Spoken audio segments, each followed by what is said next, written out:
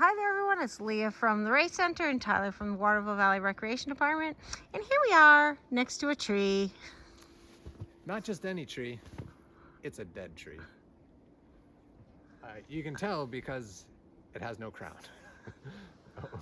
Nor many branches to speak of. Also, quite a bit of fungus growing on it. But the reason we are standing next to it is because of this right here. This excavation that looks like it was done with a hammer and a chisel. This is evidence of one of the largest forest birds, the pileated woodpecker. You can say it either way. Many people say pileated. I guess officially pileated. Would you rather have pill or a pie? Let's go with pileated.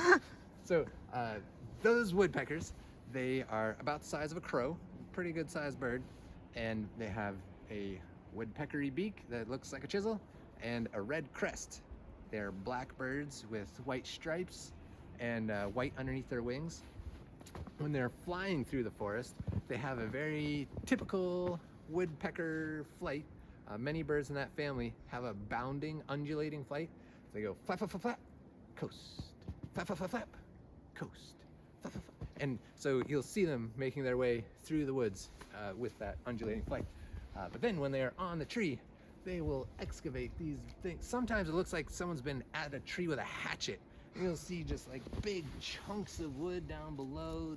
Just, you know, it's wild what they can do to these trees.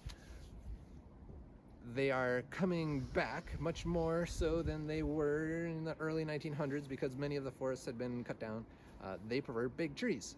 And so as there are more big trees around, there are more pileated woodpeckers. And in these big trees, they will make their nesting cavity, and both the male and female will warm the eggs, and they have their little cavity nest. But then they also have separate bedrooms because they are large birds. So the male and female may make their own room in the same tree, but you know, you don't want to share. Big bird, a little hole. And those holes, they don't reuse them year after year, so they become really valuable for lots of other animals. And we've talked about these, you know, standing snags being habitat trees. So those holes made by the pileated woodpeckers are used by owls and swifts and pine martens and other mammals and birds. Ducks, wood ducks, will sometimes use those holes.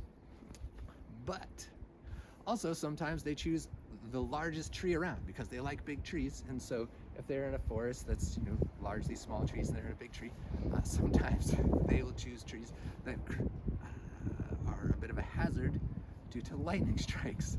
And so that is something that they have to be on the lookout for. It's not something you hear about a lot, but just like kind of a funny thing.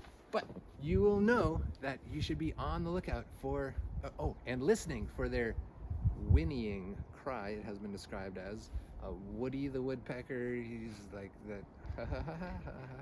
It's a rising, repetitive call. It sounds sort of like a laugh, like a monkey.